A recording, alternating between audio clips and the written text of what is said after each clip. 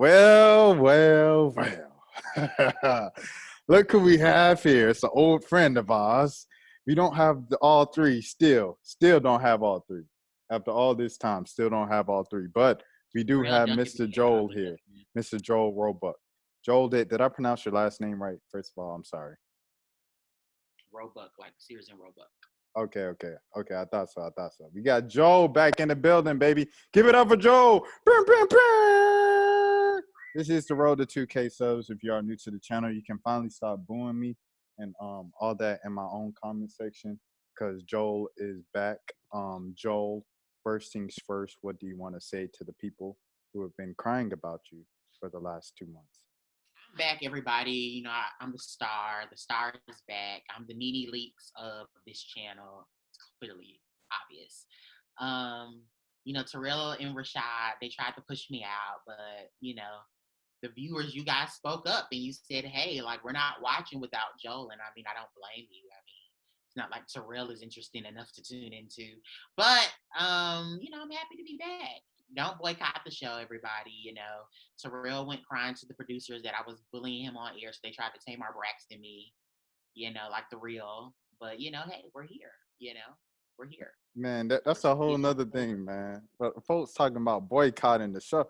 Joe, it's my channel. First of all, where do you think Joe came from? Joe said, Rashad, I came to you because I like what you were doing with the UConn reactions. Come on, man.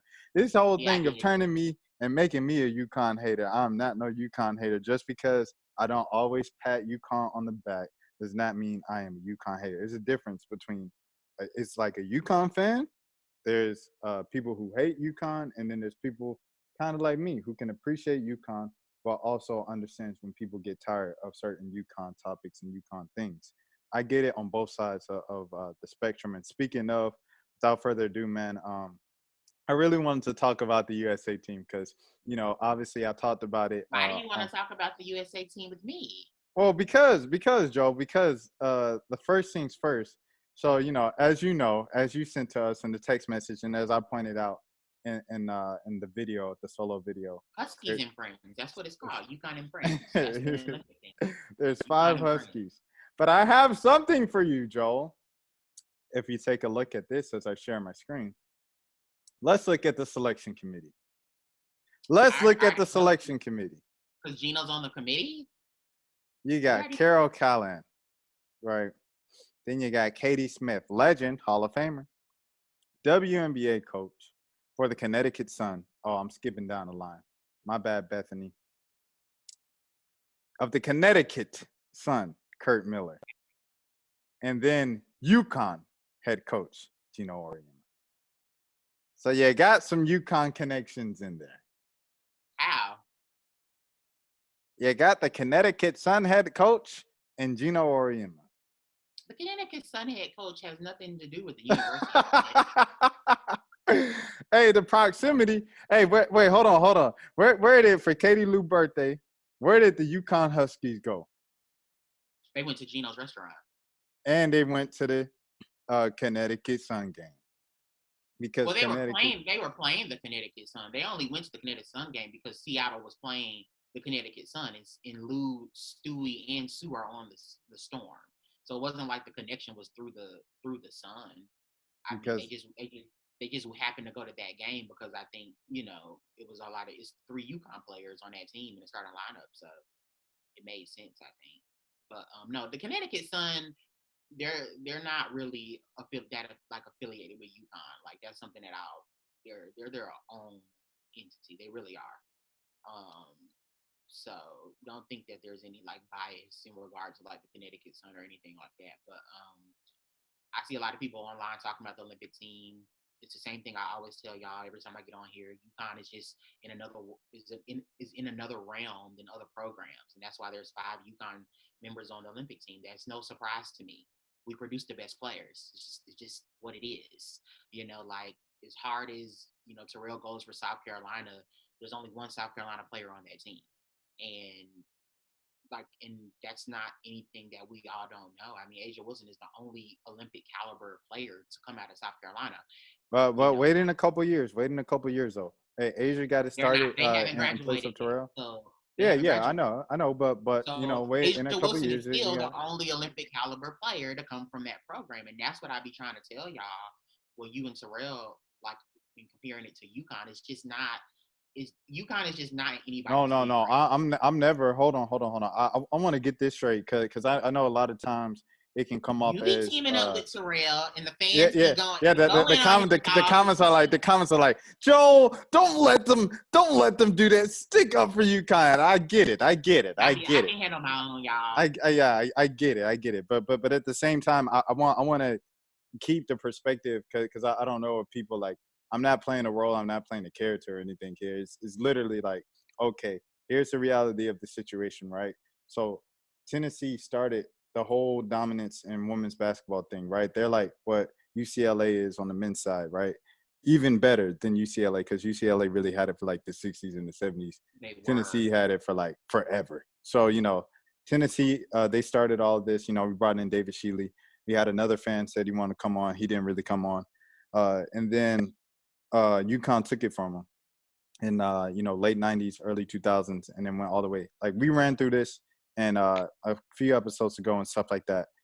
And UConn, they own the last 20 years of college women's basketball. They own the last 20 years. Well, UConn really technically didn't pass Tennessee until like 2000 and I want to say maybe championship with Maya Moore's last championship, or Yeah, right. Officially grabbed the baton because yeah, you still had Candace Parker late 2000s. So that Candace was the Parker was last their time. last big. Yeah, exactly. So like you said, when Maya Moore kind of headed out the late 2000s, early 2010s, that's when really UConn really took the baton full time and started running women's college basketball. I don't think anybody, what I'm saying, can agree with that.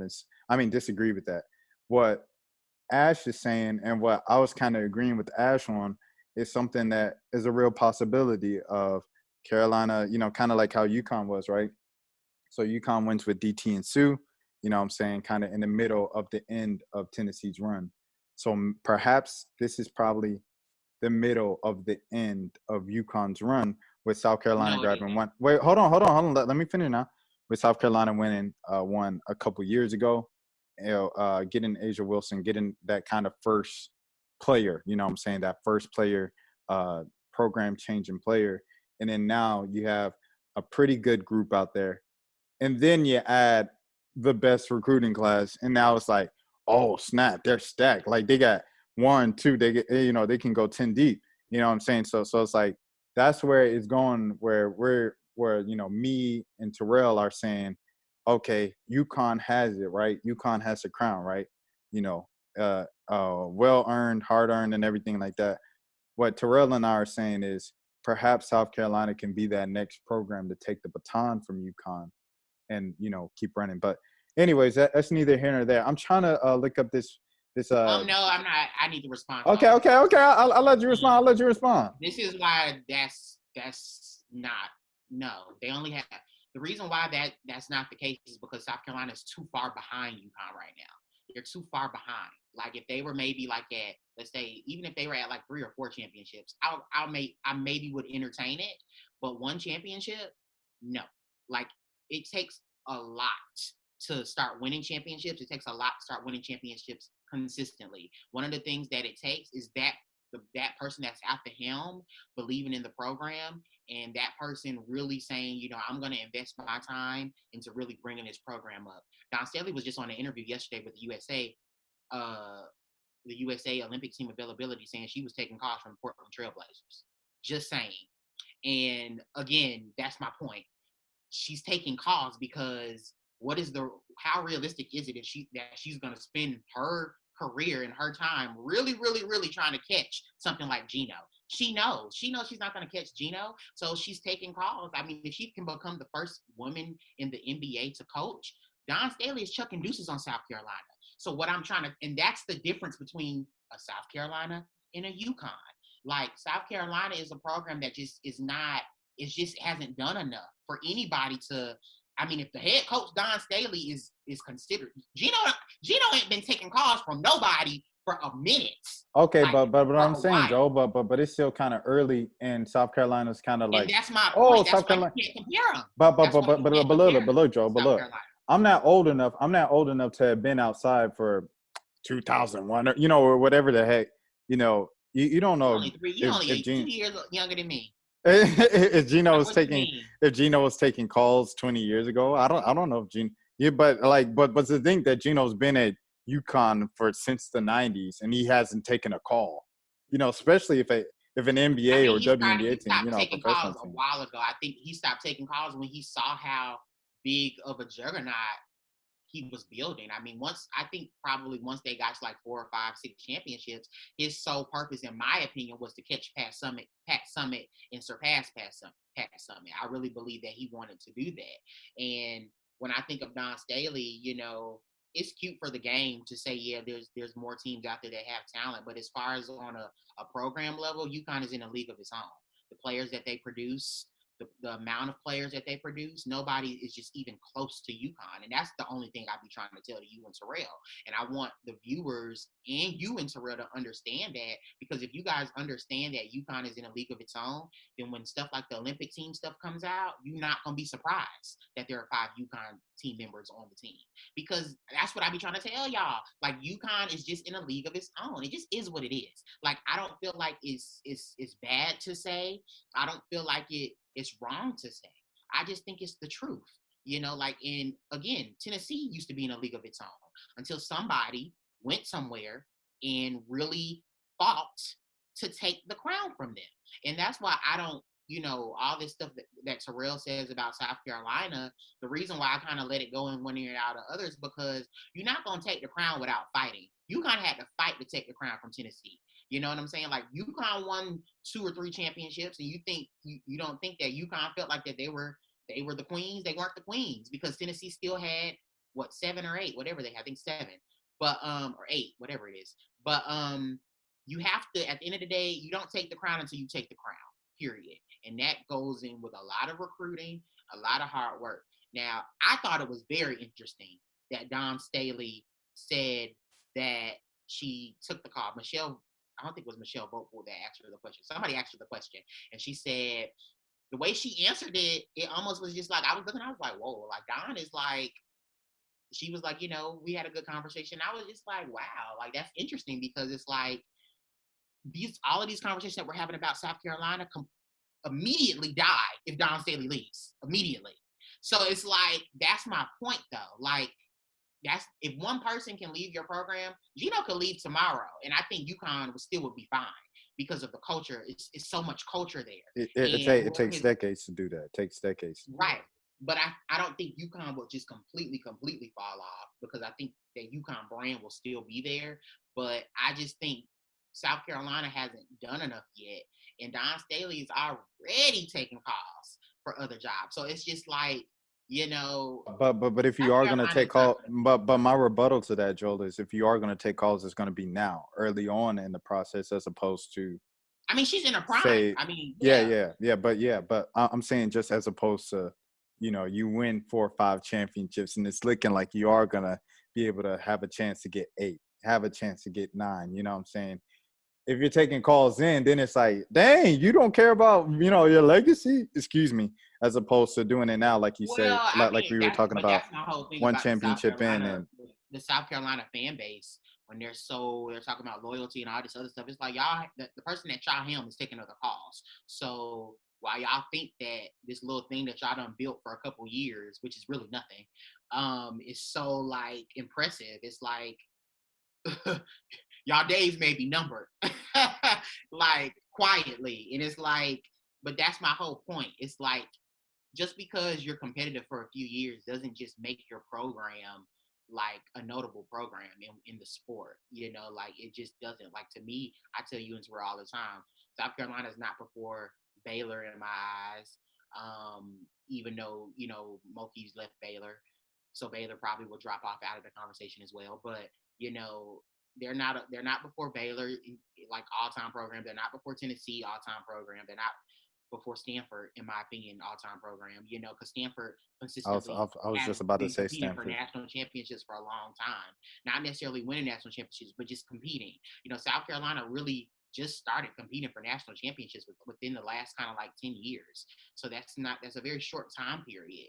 You know, nothing against South Carolina and what they've accomplished. You know, I get it. You know, I get why the people are down there are happy and excited for their program, but you may want to watch your head coach, the interviews that she's doing, because y'all may look up and she may be gone, and all of this, all y'all fandom and y'all season ticket holders, y'all gonna be back to where y'all were. You know what I'm saying? Like it's just interesting when people get a little bit of success that they forget where they came from. But Don Staley leaving will remind South Carolina fans exactly where they came from, because y'all are going to be exactly back where y'all used to be, which is at the bottom. So it is what it is. And I also think it's interesting. I was looking at Don Staley and thinking about in her interview, you know, when I was talking to you and Terrell about like like the UConn team is together right now outside of Aaliyah Edwards. Like I think in the long run, if UConn ends up winning next year, I think that's going to be the reason why, because they're starting off so early doing team stuff, so they're building South stuff. Carolina's together. Well, they just got together. A lot of them were on that won the World Cup team with Don Staley. Yeah. They just got back. Couple of them. But UConn, they've been at UConn almost going on about, it'll almost be a month, almost going into July. And you know, you see them going to WNBA games together. Like they're already a unit. And when I look at Don Staley just has a lot of things. I feel like she's juggling. She just did the World Cup or whatever they just did. They had that team. She's doing an Olympic team. You know, then she has to come back and do South Carolina. I think that's a lot for her to be able to juggle. You know, Gino was able to do it, but you know, will Don Staley be able to do it too? You know, that's one thing that I think may give UConn the edge in that matchup this year. You know, not saying that South Carolina needs, you know, extra time to be together or whatever, but it does help when you have a lot of new pieces coming in for that team to start spending time together early. Like, you know, and I see UConn doing that. And I don't think that's a coincidence. I think that's showing that they're immediately locked in. Like the only person that's away from UConn right now is Aaliyah Edwards, you know, and for those players to kind of buy in, to come in that early, and they usually come down here during summer camp, but you know, players usually have different stuff they have to get done, whether it's like injuries or they've got other obligations to other stuff they're doing. So the fact that I saw all of them together this early, I was like, oh man, like they're really trying to, Joe, you know, really be a team. I know we talked. We talked, you know, just us two. We talked off you know, off camera after Gino's 40-minute thing. You talking about them coming early. I was like, I don't think we've talked like on camera, like recorded about his 40-minute presser back in, what was that, May or early June? No, we didn't talk about that. Yeah, we didn't talk about it. It was nothing much. The only thing that was anything notable was, like he said, Aaliyah Edwards competing in the Olympics and international affairs with Canada and stuff like that. And then, well, no, South Carolina, you know, speaking of Canada, South Carolina, Amira, excuse me, I forgot her last name. It slipped my mind. But she's always on. says her name like, Yeah, Amir. I always knows how to say her name, Amir, Amihu or something like that. Yeah. Leticia Amir. Leticia. I'm sorry. I'm so sorry. I'm like the WNBA announcers. But you know, she's also on the Canadian team, so she's also with them. But yeah. The only thing was like you said, Aaliyah will be out this summer, and then Paige isn't participating in anything this summer. But as you guys have And seen, it's not the players; it's also Don Staley's obligations. I'm interested to see if Don Staley is going to be able to juggle all of the things that are being thrown kind of at her, you know, to have that South Carolina team win a championship, you know. And if they do win, um, you know, I think you have to give her a lot of credit, because I mean she's juggling a lot right now. And like I wouldn't be surprised if we beat South Carolina in the season game, and if we run into them in the tournament and beat them. I wouldn't be surprised, because I just feel like all Gino really has to do right now is focus on UConn. You know, and I mean at the end of the day, when you're only focused on one thing, that kind of gives you an advantage to pay more attention to, you know, the season and stuff like that. But, you know, I think it's still gonna be a good season. But you know, right now, my focus is on the WNBA season. It's on the Olympic team. A lot of people were upset that Diana Taurasi and Sue Bird made the Olympic team. I do not understand why. I mean, that's what basketball does. The legacy acts. I mean, that's what USA basketball does, though. Like, it's like, I mean, they've done that with other veterans. They pretty much let the veterans decide when they want. If they feel like they can go, they're going to reward that loyalty. I mean, Diana Taurasi and Sue Bird have won 4 gold medals for the United States. Like, at the end of the day, that's something that they look at. You know what I'm saying? So it's like, and you need veteran leadership on an Olympic team, especially this Olympic team, because, I mean, to me, this Olympic team, I think this may be the most acceptable Olympic team because you got a new coach in Dawn Staley, and you don't have Maya, you don't have Elena Delle Donne. Like the last team in 2016, nobody's beating a team with Diana Taurasi, Maya Moore, Breanna Stewart, and Stewie didn't even play on that last Olympic team. But pretty much Elena Delle Donne, Maya Moore, scoring wise, they were like the scorers on that team. So, you don't have Maya, you don't have Elena Delle Donne. To me, that's big because when I look at this team, I'm like, okay, who's gonna be the takeover scorer?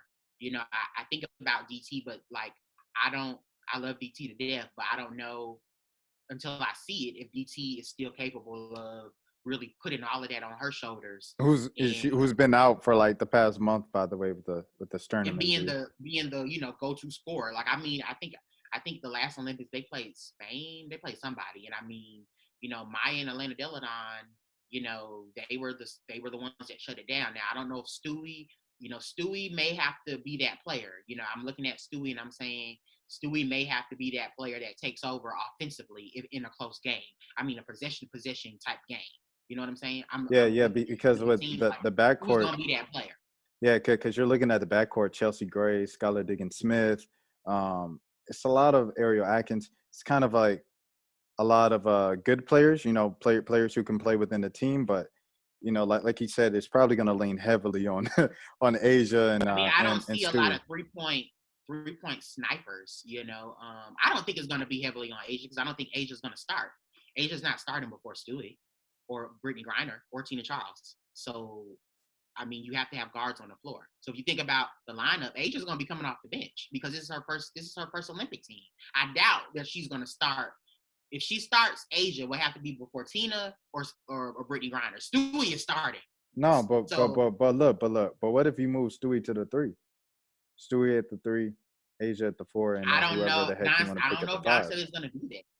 I don't know if she's going to do that. I mean, to me. Well, I was just wondering because my assumption was Asia and Stewie were going to be the two main ones on the team. Players. I don't know between Tina Charles, Stewie, and Brittney Griner. I don't know if she's going to play all 3 of them because she still got Sylvia Fowles. So it's like, I don't know if she's going to have Stewie, Griner, and Tina Charles on the floor at the same time. I don't know if she may just do 2 posts. If she does 2 posts, I would think she would do BG and Stewie. And then possibly Stewie's not a post, though, in my opinion, especially on a team like an Olympic team, Stewie's a 4. What do you mean? She's got the size of a 4, but she can play 3. She just can play guard, but I mean, because of her size, like I'm sure Don. I mean, it's not like they don't have guards. I mean, people only really deploy Stewie as a wing to like take advantage of matchups, or if they don't have like good guard play. But this team has good guards, so I don't see Dawn Staley not wanting to go with at least 2 guards. She may go with 3 posts and put Stewie at the 3. I don't know. But I think having all of those posts in there, that'll just be too clogged, I don't know. I don't know how. Right, I would be very surprised. Here's the front court. I'll be very surprised. So who you got? The smallest person in the front court is Fee. Fee is the size of a 4. But exactly. So I'm saying if you look at this front court, so you think she's going to start 3 guards instead? Is that what you said? I don't know. If she starts 3 from this group, it's gonna be Stewie, Griner, and Tina. I'm looking at 3. I don't think she's starting Asia. If she starts 5, Asia, 3, 4, then that's definitely favoritism. Well, look at the roster selection. because because of and the reason why I think it's favoritism is because at the end of the day, you have to put experience on the floor before you. In Fee and Asia, this is their first go round. So they're not going to she's not going to start them because they've never played in Olympics before. Sylvia, I think, has been to 3. Tina, I think, has been to 3 or 4. Griner, I think her first one was with Stewie in 2016, if I'm not mistaken. So you got to put the experience on the floor. So, I mean, Stewie's the best player on the team, so she's starting. I mean, to me, I think Stewie's the best player on this team. You got like John Staley said in her interview, you're not leaving the country without Brittney Griner. Brittney Griner to me is starting at the 5, before Fowles and Tina Charles. So I don't know. I mean, I don't know. A lot of people were upset about Nneka Ogwumike not making the team, and to me, over Fee. Yeah, and that's what I was saying. I was like, I mean, who do you leave off the team? Fee. I mean, and all due respect to Fee, I mean, she's a youngin. You know what I'm saying? A lot of people were mad at DT and Sue getting in the backcourt because they were like, let the younger kids get in, right. So okay, but so they said, John Staley said, you want young legs, and that's right. That's what she said. Fee and Asia brought to camp. They but they said the thing they said about Nneka, excuse me, was really Nneka's kind of loyalty to the organization. And I'm about to pull up this thread. I already have the thread pulled up. Would you like for me to pull it up right now with Devereaux Peters or whoever it was? Was it the top? I mean, I heard about the Loyd, like the set coming to all the camps and stuff like that. But like I tell people, at the end of the day, we need the best. We need to put the baddest bees on the floor. And at the end of the day, but if Nneka was MVP or whatever for one of the USA things, it don't matter what she camps did, that she's but going it, to. it matters what she did at camp, and that's what people get confused with. It don't matter but she was most valuable player. She was most valuable player at one of the camps. That's what Chene was saying. You know what I'm saying? Let me pull up Chene's page. Let me pull up Chene's page. Because Chene, she got it right, and Erica too. I might pull up Erica if it's not on Chene's page. All right, so right here, Chene just put a statement. So let me go to Erica, see if Erica has it. Hold on, let me see. Where we at? Erica, you right here? Oh, dang, I must have spelled Erica wrong. Let me see. Dang, did I spell Erica wrong? Yeah, I spelled it wrong. You spell it with the C, Rashad. Here you go. But yeah, Ogwumike stars unbeaten as USA to earn the TSOT MVP award. She just posted this with the. That's a tournament in Belgrade. It's 2020. That's still not the Olympic camp though. She was the best player when they went to a tournament, and like at the end of the day, everybody's good. That's what Don Staley said in her press conference. Everybody's good, and at the end of the day, it's a committee of people. So you want to say, let's say Gino voted for FISA. There's still 3 other people on that committee that didn't vote for Nneka Ogwumike. So at the end of the day, she obviously didn't get any votes or enough votes to get her on the team. So you can't just put it on one person for leaving her off. It's a committee of people. So, and the reason why it's the committee is to keep it from being biased. Because if one person is being biased against you, okay, but what's the odds that all 4 people are going to be biased against you? You know what I'm saying? So I think that's why they do a committee of people. So I'm not there at the camps to see how people are performing, to see how people mesh well. And people also have to understand leaving Nneka Ogwumike off of the team also has to do with the players that made the team. You're not going to put when you have certain players on the team, you're not going to just put mirror images of the players on the team. You know what I'm saying? You want variety. So you already have Asia Wilson. You already have Breanna Stewart. You don't really need a Nneka Ogwumike. What position would Nneka really be playing? She would be playing probably a 4, not a 5, because you got Tina, Sylvia, and Brittney Griner at that 5. So you're looking at her at the 4 position, right? So out of her, because to me, they're probably not even going to play FISA at a 4. They're probably going to play FISA at like a 3 or a 4. But I can see what people are saying. Maybe she should have made it over FISA, whatever. But she didn't. So just move on and root for them. Like, to me, I don't think FISA's skill set is so much. No, she's not bad. Like you said, like everybody's good. Like no. And again, when you talk about variety, FISA can step out and hit the 3. Nneka can't hit that three consistently. She can't. So people have to think about skill sets. I get what people are saying about the loyalty and about the bias and all that stuff. I get it. But y'all have to start breaking down people's skill set. When you're putting teams like this together, you're like, okay, Stewie brings this, Asia brings this, Griner brings this, Tina Childs brings this. What don't we have? You know what I'm saying? That's how they fill in the pieces. It doesn't make sense for them to put the same type of players on one team when they already have that skill set pretty much already covered up. You see what I'm saying? So to me, Napheesa is a more versatile kind of 3-4 than a Griner. You know what I'm saying? Because Napheesa can, I don't think I've ever seen Nneka Ogwumike take the rebound off of the goal and go coast to coast. Napheesa can do that. We were talking about scorer earlier. I forgot Jewell Loyd was on the team. Jewell Loyd. Yeah, scorer. I think Loyd deserves to be on the team because Loyd is one of the best wings in the game. Well, that's your scorer right there. We were just talking about scorer. I don't know if Jewell's a good scorer, but I just don't know. Olympic pressure, I gotta see it. I don't know if she's a Maya Moore type of or Elena Deladon type scoring talent. Like I know Jewell's good. Don't get me wrong. I watch Jewell in Seattle all the time. I just don't know if you're talking about the game is on the line. I think that's a lot of pressure on Jewell Loyd. And again, this is Jewell Loyd's first time on Olympic team. She just hit that. Hey, she hit that game winner the other week. Cold-blooded, ice in her veins. Gold Mamba. It's a different ball game. I know. I just wanted to bring it up. But when it comes to the Olympics, I'm looking at veterans. Who's going to be that veteran to really say, we got this. I'm going to calm everybody down. I'm not looking at the new players because that's just not – Team USA rarely relies on new players to contribute a lot. Like Stewie barely played on the last Olympic team. So you brought up the this is why I went to B. Terrell's page. Shout out B. Terrell. But you brought up it's how they play in the camps, and he said, what did he say? I just saw somebody go back up. They said Diana Taurasi and Sue Bird were getting embarrassed by college. Yeah, they were getting watched. Because Diana didn't even play in a UConn but look, someone posted that. Someone posted these highlights. Hold on, let me see if it's in the quotes or in the comments. Cause look, that's what B. Terrell posted, and someone posted, the highlights of I think it was Kennedy Carter cooking them. Oh my goodness, But this is why people don't think, and this is why us UConn people feel like we're better than other people because other people don't think. Even if Sue Bird and Diana Taurasi don't make it, you think they're gonna put Nneka Ogwumike on in their spots? No, you idiots. They're gonna pick other guards.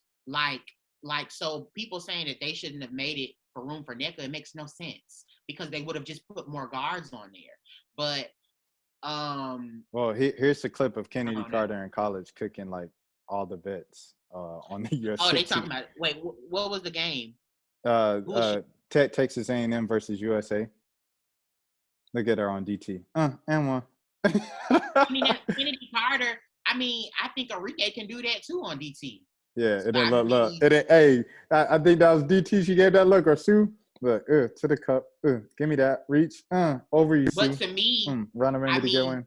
Kennedy Carter is doing this on Texas A&M. Like, at the end of the day, we're talking about Olympic level competition. At the end of the day, you're gonna roll with experience at the end of the day. Like, but you said this is based off of the exhibitions and the scrimmages, right? From Team USA. No, I don't think it's based on the exhibitions. I think it's based off camps.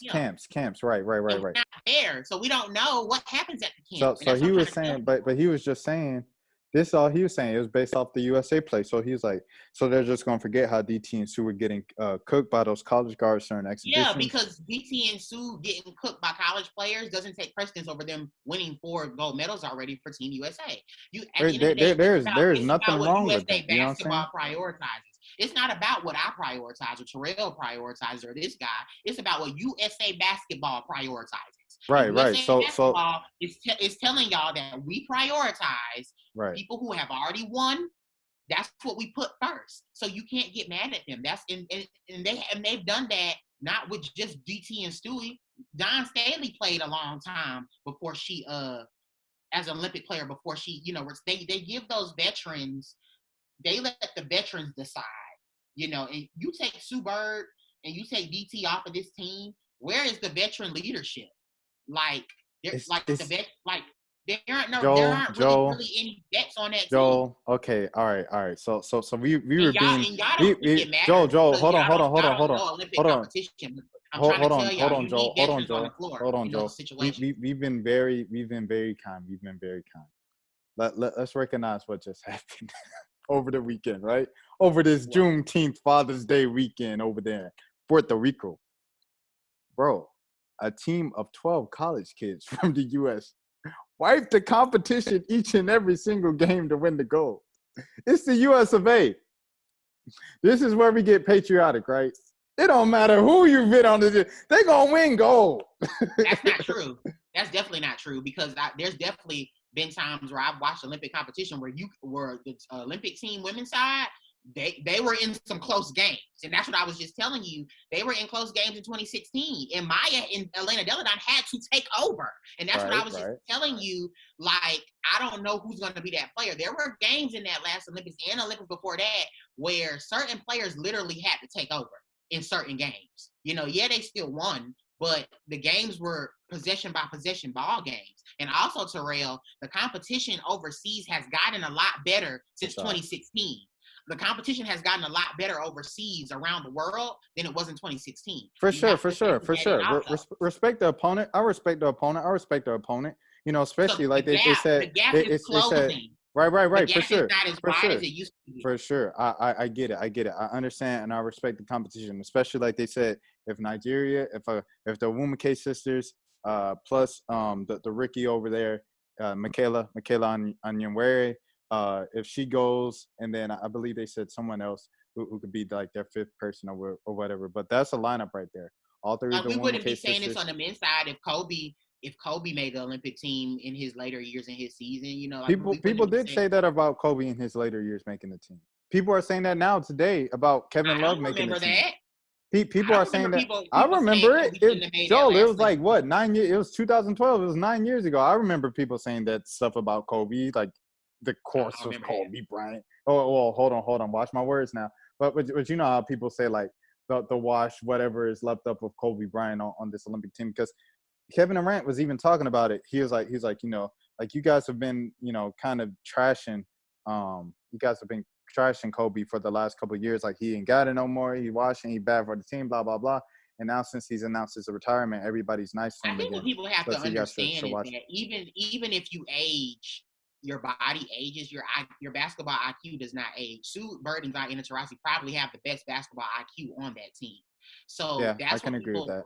People have to understand it's not just about what you can do on the floor. It's also about your basketball IQ.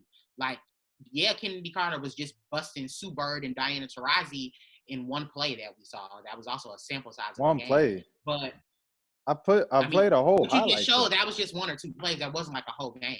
So, okay, but it was a highlight clip. But I'm saying at the end of the day, I don't care how many times Kennedy Carter busted their ankles. She does not have the basketball IQ of Sue Bird or Diana. Period. Yeah, I don't even know Kennedy Carter's basketball IQ, but I know it ain't no DT or no Sue Bird. Like, she's gonna get there one day though. She's gonna get there one day. But like as of today, like you said, it's not today. That's the key. That's the asterisk. But I never said that Kennedy Carter should make the USA. That's why Sue Bird and Diana Taurasi made the Olympic team, because you already got talent, but you still need you need basketball IQ on that floor. You need good decision makers. You need coaches who are playing on the floor, and that's why Sue Bird and Diana Taurasi are on that team.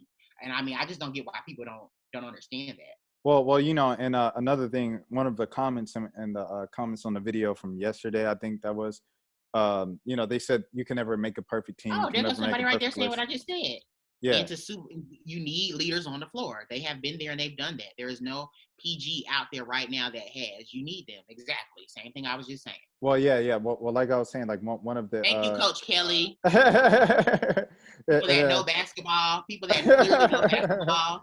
Like people it's B. Terrell. He don't know basketball, because if you know basketball, you will understand that Diana Taurasi and Sue Bird. In Dawn Staley's interview, she said that Diana Taurasi is the smartest basketball player, men's or women, she's ever come into contact with. She just said that on her press conference. Another thing I want to say, Team USA has never been the 12 best players in the United States. It's never been that. Like on the men's or women's side, you know, you think about Darren Williams making the team, even though Darren Williams was cold. Tayshaun Prince, a great example on that Redeem team in 2008 for the men's side. Joe Johnson making the They team in brought a certain 2006. skill set Like, that the team needed. to That's fit with what the I'm trying team, to tell to you. That fit with the team. I it's hear more about you. filling in gaps and I holes hear you. about what the team Roles needs. on the team, Yeah. roles to make a good team. I get that. I understand that. People look at it as No. Hold on. All I'm presenting is the other side of the argument of people saying what the people are saying. So if the people are saying we're tired of Sue and DT getting everything at this point of their careers, when they're not necessarily Sue and DT that we know and love, anymore. And then especially with, I don't agree with that though. I don't really. Agree with that. I'm not gonna lie. Right now for Seattle, I think Sue Bird is playing amazing. Like Sue Bird is having one of her best seasons with Seattle. Ari crossed her. Ari crossed her into oblivion like last week or a couple weeks ago. She's not going to be perfect because she's 40 years old. But as far as her numbers and her efficiency and the decision making, Sue Bird has been playing amazing this year. If you've been watching Seattle, Sue Bird has had a really, really good season. Now DT hasn't been playing, but Sue has been pretty good for year 40. Will Ari McDonald still even be in the league at year 40? Who knows? Oh, here we go. Who knows? Yeah, see, you've been talking down on Ari McDonald since you came on here. Is it a little salt, Joel? Do you need to let it out? She got drafted. She went number 3, Joel, and you said she might not make the roster. I said, Joel, she went 3 overall. If someone make it, it's gonna be the 3rd overall. So what? When I say make it, I mean longevity in the WNBA. We don't know if Ari McDonald is going to be in the WNBA a long time because at the end of the day, the WNBA cuts a lot of talent. You know what I'm saying? Yeah, there are a lot of players that are not playing right now in the WNBA. Can we shout out Morgan Tuck? We said we wanted to do this. I think Morgan Tuck is a prime example. She's not playing. Simone Augustus, the Simone Augustus episode when we were saluting Simone Augustus. We want to take this time out to salute Morgan Tuck, who had to retire early due to some injuries and stuff. And like you said, I don't know if this was a part of it. I don't think she put this in her statement when she announced it before the season. But, it is kind of a reality of the league, as you said. It's just not enough spots. So we just want to salute Morgan Tuck. You can't really get injured in the WNBA today. Right. Asia Durr's not on the team because she got sick during COVID. But, look at the talent that Asia Durr is. She didn't get cut. Asia Durr didn't get cut. I don't think she's on a roster currently right now. She's on the Liberty. She's just not playing. Oh, I didn't know they still retain her. I thought they. Yeah, no. She didn't get cut. But your point still stands. It's plenty of great talent and players. But we just want to salute Morgan Tuck on a great career, everything like that. I know it's always tough to walk away from something that you've done and loved your entire life at the age of, what is she, 26, 27? So we just want to salute Morgan Tuck right now. And Joel, is this the time to read this thread that everybody's been talking about? Because I haven't read the thread myself. What's the thread? The Devereaux Peters. How careless what Devereaux got to say? These players that ain't contribute nothing to the growth of the game. Keep your opinions to yourself. All right, here it goes. Okay, so let's talk about bum behind USA basketball. Oh, I read this. I didn't even realize that this was Devereaux. I was reading some of this last night. I haven't read this, but I've been seeing people talk about it literally all day. Yeah, people have been talking about it all day, but I haven't read it myself. Asia Durr is not on this roster. They had to release her. She's not on here anymore. No, I think if anything, I just don't think she's activated. Some like a Maya Moore thing, right? But she would be on the reserves. I'm under reserves. No, because look up Minnesota's roster, and then you probably wouldn't see Maya Moore's name on there because Maya Moore's not activated. You know what I'm saying? Like she's not on the active roster. But I think Maya's is still under the reserves though. I don't think she's listed on that roster if you looked it up. But this is before I checked it myself, so just check that out. I'm gonna read this in the meantime. I'm going to preface this by saying I am happy for the players that made it, and I have no issues with them whatsoever. They worked their butts off for that opportunity, and each of them deserved their moment, ...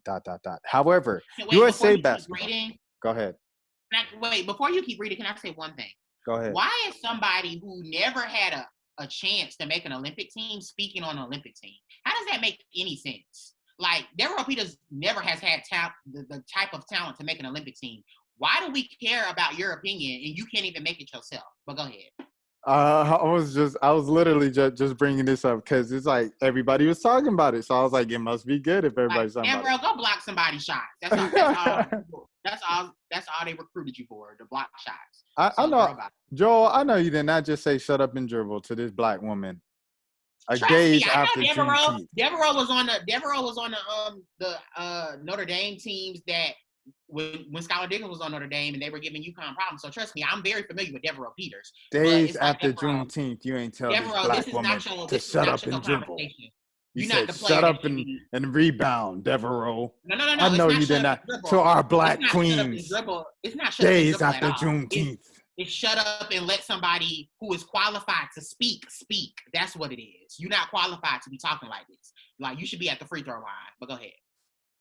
However, USA basketball has been fraudulent as heck for eternity because of the BS they spew to the players about the process. And frankly, a lot of people are sick of it. She's sick of it. That's why all of these players are leaving to play for other countries, and the USA pool looks like the way it does. Players are sick of their stuff because they're constantly BS. They tell them lies, and then they move the goalposts come the next Olympics. Then the excuses switch up. Thus, the cycle continues. But it's time to air them ham hocks out because their whole program is full of it. It's politics. It rarely has to do with basketball as much as they tried to say. If you look at the rosters each year, you know dang well that's a lie. But even then, it was like the men. They were like, hey, these are superstars and you're up next. It will make more sense than this BS here. Let's go back to 2012. Y'all got 6 UConn players on that team, and a coach just happens to be from where? Interesting.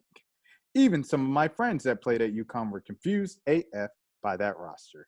But it's not politics, right? Please name these players, Devereaux. Meanwhile, nobody cared. Meanwhile, when they're in London and they have a schedule for the USA team and a schedule for the UConn players. I read this tweet last night. Yes, they had activities that were just for UConn players, but it's not a political thing, right? Then at the end of the day, what people have to understand, if they come back with a gold medal, it does not matter. Let's say it is politics. Let's say it's politics. Let's say, yeah, it's politics. Who cares? They come back with a gold medal. That's all people are going to remember, sis. So all of these tweets, they're pointless. Like, nobody cares that Candace Parker was left off of the 2016 team because they still came back with a gold medal. Now, if they lose, fans care. Now, if they lose, then maybe, yeah, more people. I'm saying people, not enough people care to where it's going to change anything. Let me preface right. Okay. So all it is, you know, like I understand how you feel. I really don't understand why Devereaux feels so strongly because it's not like you ever had a chance to make an Olympic team. But I mean, I guess like like let's say it's politics. Oh well, that's society. That's the world. That's life. Like, so why wouldn't USA basketball have some politics in it? Everything else in society does. So why are you surprised? But okay, Joel. But to that point, you just said that it has nothing. Like, it was just like the best players just happen to be from UConn. That's how you what I believe. Well, okay, that's okay. No. That's what Joel believes. I was just saying, Devereaux Peters. If all of these people, if y'all believe it's politics, oh well, it's politics. A lot of things in life is political. A lot of things. Everything. Like Everything in life is political. When you go in for a job interview and they hire somebody of a different skin tone than you, that's politics too. It does or if they hire someone of your skin tone, it's politics. Yeah, like, for more diversity. I don't believe it's politics as much as everybody else. Like the players that were on the team, the 6 UConn players, I feel like those UConn players deserve to be on the team in 2012. There was no one like who was like just like trash because even then, like, it's like you said, name the UConn players she just said on that London team. It was DT, it was Sue, I think it was I have no idea who was on the 2020 I don't know who the other team, because Stewie wasn't on that team. I literally can't remember. Swin Cash I think was on there in 2012. Swin Cash is another UConn player. I don't know. So maybe Swin Cash was a player she was talking about. So she could have been talking about Swin. Let me look it up. We got Google.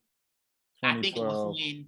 I don't know who the other one is, though. I'm trying to think who else would have played on UConn. And see, she don't even know her facts. I don't even think it was 6 players. I think it was 5. So if you're going to go on a rant, at least be factual. Hold on now.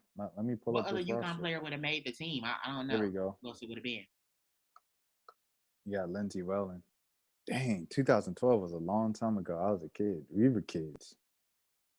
All right, Angel McCoughtry, Candace Parker, Diana Taurasi, Lindsey Wellen, Swing Cash. Oh, okay. My bad. I'm getting sidetracked. Let's count the Connecticut players. 1, 2 Bird, Only 2 5. Swing Cash, 3 Tina Charles, 4 Asia Jones, 5 Maya Moore, and 6 Diana Taurasi. Oh wait, where's Asia Jones? Right here. Asia Jones. That's who I was missing. So she was right. So I guess that's the one player that. So she probably was throwing shade at Asia and Swing Cash because they were like the same class coming out of UConn. Yeah, and then Tamika Catchings, she had a couple good, like she's pretty much kind of parallels Kobe's Yeah, my career. thing about Devereaux Peters and like who cares? Oh well, everybody knows that's what college sports is. You come in this school, you get perks. That's with any college coach in any sport. So if a perk of coming to UConn is that Gino may look out for you and you may make the Olympic team, oh well, that's what they you should have went to UConn and maybe you would have been on an Olympic team. So but Joel, that's literally all I was kind of saying from the jump, right at the beginning. But you at the beginning were like, I don't know. I don't agree with that. It's not a matter of fact of networking. It's just the quality of player. UConn is so much better. At the end of the day, like even if I'm not saying I believe that, I'm saying if you believe that, who cares? Like it's politics in everything. So it's like, why would this be any different? It's like that in a career field. I mean, I don't want to jump on your thing, but just to kind of support the argument, say we're both from Atlanta. If you went to Morehouse and you applied to a job, and then the man's like, "Oh, Morehouse man," like that carries some weight, because I mean that's just the way kind of the world works. But it's politics and everything, man. I mean, exactly, even if politics and everything. Even if you go to the grocery store, everything is political. The person ringing you up is a guy, and he let the female go in front of you because he's attracted to her. That's right, exactly. That's life, sweetie. Everything is political. Grow up at the same time, like you said, like you said, I mean, it was just kind of jumping on that of saying, okay, if you say this is political because you say there's politics and everything, that's the point that the people, these people that I'm bringing up, I don't even bang with her. I don't even bang with her like that. So why are you mentioning her name? Like I don't bang with Candace Parker like that. We have had beef most of our careers, but let's be real, Candace Parker not playing, that coach, not politics, right? Yeah, it probably was politics because Candace was a Tennessee player. And I mean, UConn and Tennessee has a crazy rivalry. But my thing about it is, let's not act like the reason why Muffet McGraw and Pat Summitt probably wouldn't be able to show bias toward UConn players because UConn players are so good. So you really can't show bias. But I mean, and she said Candace Parker is playing bum minutes.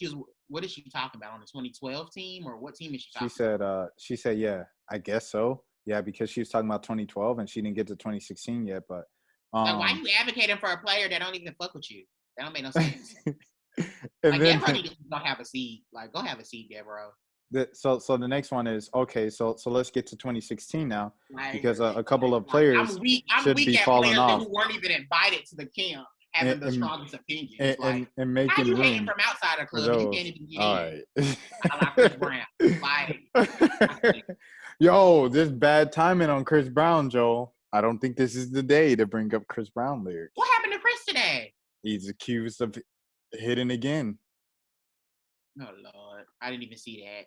I was like, dang, Chris. I'll read about it later when I get back from Yeah. She said, let's get to 2016 because now a couple of players should be falling off. Making room for the next up, right? Then boom, Candace don't make the team. Same coaching staff committee. We know the vibes. That was so blatant and it doesn't even need her right now, but like, girl, don't worry. The next up, right? On a team right now? Next up, oh, chill out. Be respectful. No, seriously. Nah, like, I don't think so. What's her name? Deborah Peters. Chill out. I don't think she is right now at the moment. But let's be a little more respectful, Joel. I'm about to tweet her. I'm about to be like, girl, go make a roster.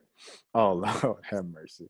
Next up, the post player that's been busting behinds in the best league in the world for the last 4 years. Rookie of the year, 3-time All-Star, 1-time defensive all-team, right? Wrong. We're going to take the rookie whose feet barely wet in the league. She was talking about Stewie. She was talking about Stewie right there. Now we all know she was making the Olympic team. She's an excellent player. Stewie, it was just a matter of time. They know that Stewie listen to what I'm saying though. If USA basketball knows that Stewie's about to be the best player in the world in maybe 3 or 4 years, why would they wait for her first Olympics to be now? They want to get her feet wet, and that's what I'm trying to. People don't get it. People don't understand that it's a process. They don't want her first Olympics to be like in her prime when she's never gone before. You know, they want to get her feet wet. You know, you think about the men's side. First thing that comes to mind, that 2012 team. I know we mentioned that team a lot, but Anthony Davis, you know, getting in when he was still at Kentucky, you know, a baby. But yeah, now it's people expected her to be on a team because of what she did in college. She was so big, there's no way they could have kept her off. But, you know, same coach, same committee, you know the vibes. After the fact that Nneka had been busting behind all this time in the WNBA. After the fact that it was just a continuation of what she did in college. It's not politics, though, right? And meanwhile, see, my thing about it, if you're going to throw shade about Diana Taurasi, like, meanwhile, D chest cracked in half and she got, like don't say, don't talk shit and then put in parentheses, I love D, though. No. Don't keep that same energy. Like if you're gonna talk, then talk. Don't say, oh, but I'm cool with them though. Those my homegirls, but they shouldn't be on the team. Girl, bye.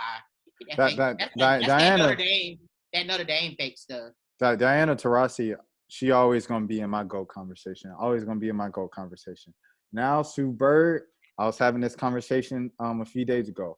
I don't know if Sue Bird is in the top 5 GOAT conversation the way that it's kind of been pushed the last few years. That's a whole nother thing for a whole nother day. But DT hands down in the top 5, in the top 3 conversation for WNBA GOAT. But meanwhile, your favorite coach told one of the players that – I just tweeted Deborah Peters. I said, what WNBA team do you currently play for? We'll wait. Oh, Lord have mercy. Someone take Joel's phone, please. So it's not about stats. It's just because, like, How long is this thread, bro? She going on, bro. She got nothing but time. She not on the WNBA. Chill out. What else does she got to do? Wait, hold on. Hey, nah. We only have a few more tweets left. We only have a few more. You ain't even in the W no more, and you talking all this mess. I'm gonna finish this. Because I got close. Because I think we're close to the end. Okay, so I'm gonna finish. Meanwhile, your favorite coach told one of the players that year when he cut her, "I'm sorry you didn't make the Connecticut team," and had to be corrected subtly on a slip up by one of the other coaches. But it's not all politics, right? And Della like dude from second coach. But okay, cool. So now it's not the stats. It's not up next. It's been a long time coming to 2021, and your girl has won a championship, has won an MVP, and is quite literally changed the face of the league as the president of the WNBPA. There we go. The time gotta be now. Nope. Oh, she's hurt. We had to go with a healthier option. Meanwhile, D chest cracked in half, and she was on her 5th Olympics. I love D, and she's the GOAT. You know what I'm saying? Like should be on a team. She threw in that I love D because she know Diana Taurasi will light her ass up in person talking shit about her. Like Diana Taurasi look at Deborah Peters like, really, bro? You really trying to? You really, Deborah? Girl, bye. But she ain't back yet, and she's on the team. So ... Then, if we weren't clear on her status, like Court was not one of the best trainers in the league and wouldn't be sure that Nneka was ready to clear her status. Acting like her and so gosh dang Olympic committee. If they weren't clear and wanted her on the team, wouldn't they just ask? Does she like Nneka or something? It's just like she going real hard for Nneka. You not one of like Devereaux. You're not one of the Agumake sisters. Like if they was doing this, I'll be like, all right, it's her sister. Devereaux want to be an Agumake sister so bad. It's like, girl, they ain't got no room for you at the Agumake table. Like, go find a family. Chill out, bro. I can't. Because I know dang well if there was. Devereaux's not even a has-been. She was a never oh was. My goodness. Nneka has been preparing for this for years. She is ready. This could be her ready. She may be close friends with Nneka. So if she's real close with Nneka, then I get it. You know, because I will go to bat for one of my good friends like this too. So, Players Association president, you know. But if she don't know Nneka, then this is a little bit much. If she don't know Nneka, it's a little bit much. Nneka has been preparing for this for years. She is ready, been ready, and y'all steady playing with her. And it kills me because she'll never say nothing. She just takes it on the chin and keeps it moving. But F all that. This is some buttery BS. Y'all not going to sit here and tell me all the W coaching staff front office that is in this committee that this isn't some hating behind stuff. How do y'all not pick up three Olympics in a row? How? Okay, that's kind of crazy. That's kind of crazy. 3 Olympics in a row, she ain't make one team. That's kind of crazy. She had to put Gino's name in it. I'll tell you how, because it ain't got nothing to do with basketball. It ain't got nothing to do with waiting your turn. It ain't got nothing to do with the right move. Let that recruiting hurt go. Just because Gino ain't recruit you just weren't good enough, bro. You weren't good enough to come to store. Let's say basketball full of it. Carol Callan full of it. That committee with Katie Smith, Kurt Miller. Oh, she named the whole committee. Gino full of it. They do what they want when they feel like it, based on the people they like and the players they wait on their leash until they feel like reeling them in. It'd be one thing if they were real about their intentions, real about their reasoning, and didn't waste people's time with their precious time, and didn't waste people's very precious time, because I know for a fact it ain't like this on the men's side. It's trash. They're trash, and honestly, I wouldn't be mad or surprised if players just started saying F it and passed on them altogether. And quite frankly, I hope they do, because they dead wrong, year in and year out. And thread and scene. Thank you very much for coming to my TED Talk. We got to the end of Devereaux Peters' Twitter. Can we pull up Devereaux Peters' career stats at Notre Dame? If her point total is below 15, why are we even giving this any light? I know she didn't average 15 points during her career at Notre Dame. I doubt it. So somebody fixed their crusty little thumbs to type to me that NECA wasn't good enough to make the team. Wasted all that precious brain on crack. And now you can't see what I post again. Double L. Dang. No, go back to that thread, Rashad, because somebody was about to respond to her and said, I don't want to defend Gino. I want to. Ooh, Sydney Colson? Hey, Dev. No, I guess I couldn't make a clear picture. It was a guy. Scroll back up to her last. It was her. This one? Right there. Not necessarily to defend Gino. I'm not. But I've heard him say a few times he's going to pick the players he knows, coach, because of the limited time he has with getting them prepared. I've always found that valid. And the only reason there to ever be. So yeah. But yeah. Devereaux Peters. First things first, she made it to the W. I didn't make it to the NBA. You ain't make it to the NBA. So she made it further than us. And we're talking about the game. But let me pull up these I never played basketball though. So no, like you can't compare if you never played basketball. We never played basketball. If I was playing basketball, then it don't matter if you got drafted third if you only played for a couple of years. I played ball. I didn't make it to the NBA. Oh, well, you compare your life to her then. She averaged for her. Oh well, hold on. She did play 1, 4, 5, 6. She played 6 seasons in the league. That's a good career. 6 seasons. Okay, whoop-de-doodle-doo. That's why she mad. Because they probably cut her ass after 4 points, 3.6 rebounds. But she made the league. 4.3 points per game. Career? 3.6 rebounds. Yeah, career. Bro, can we please leave this? This is what I be talking about right here. Like, the people that have the most to say are the ones who are the least talented. I don't know how she went third overall. That must have been a crappy draft. But first things first, man. Like I said, I never played in the league. You never. I never had nothing. I always kind of liked Devereaux. She was scrappy, but I don't like that thread she just did. Mm-mm. So yeah, so that was kind of like the main talking point of the women's basketball world. On the W side, Kennedy Carter, the Dream are extremely banged up. That's the team I've been mostly following. As soon as Kennedy starts to come back, that's when Tiff goes down. Tiff, another former Husky. She's out for a few weeks. And yeah, it feels like Tiff, like this just kind of a random thing. It feels like she doesn't really feel like, kind of, I don't know if you would say like as annoying promoted as like other UConn players. Like, how people would say like, so-and-so is this annoying how much they promote that UConn player. Like, that's one thing you can't say about Tiffany Hayes. Do you feel that way too about Tiffany Hayes, not being kind of all in your face promoted? She hasn't been promoted. She's not promoted like in an annoying fashion as other UConn players might be. I don't feel like any UConn players really promoted in annoying. I feel like all the UConn players that are quote unquote promoted, they've accomplished enough to be promoted. For sure. I don't think Tiffany Hayes was never like a superstar at Connecticut. Right. So But she has been an all-star in the W.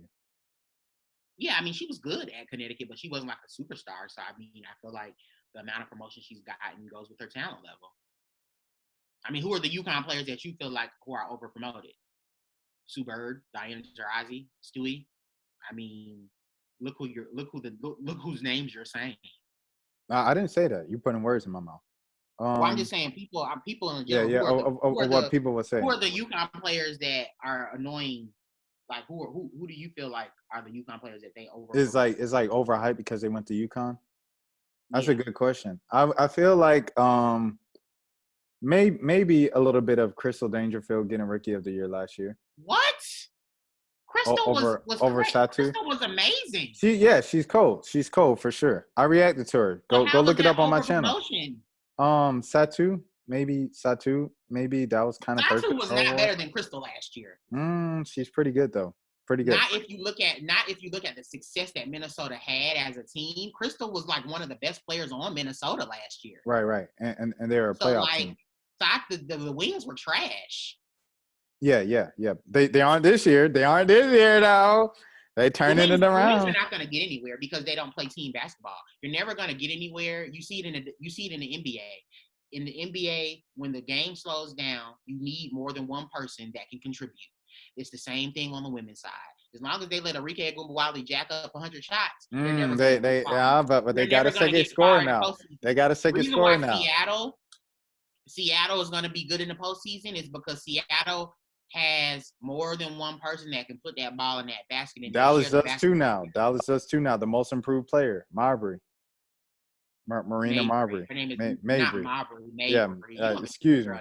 You're right. Yeah, look at me. I'm sounding like the announcers on the game. Mabry and her sister, Marina. I'm sorry, Michaela Mabry is not in the league anymore. Marina Mabry is who we're talking about. But Marina's always been that type of player. She was that type of player at Notre Dame. Like I never liked Marina Mabry, obviously, because she went to Notre Dame and she was very scrappy against UConn. But I'm not surprised about what Marina's doing. But Crystal Dangerfield is definitely not overhyped, though. I don't think she's overhyped. I'm just thinking Crystal is very good. Yeah, for sure. Like I said, I reacted to her on this channel. You can pull up the highlight of my reaction to her. I was happy that Crystal finally got some recognition because when she was at UConn, she really didn't get the recognition that she should have gotten because she was behind Napheesa and Lou. So she never really got the credit that she deserved. But I think when she got to WNBA, you saw Crystal is such a good point guard. I just thought about that. She's playing with Fee again. I never put two and two together. They're back together. I never did that, but yeah, I mean. Shout out to my girl Lou. See you out there, Lou. See you on Seattle doing good things. Love you, girl. Keep doing what you're doing. I think what's interesting about Lou, I told you and Terrell.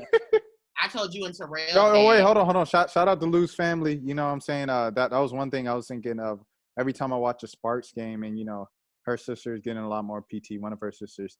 They just picked up Carly. Yeah, they always bring up Katie. And, of course, like every time I see Samuelson, the first thing I think of is Joel.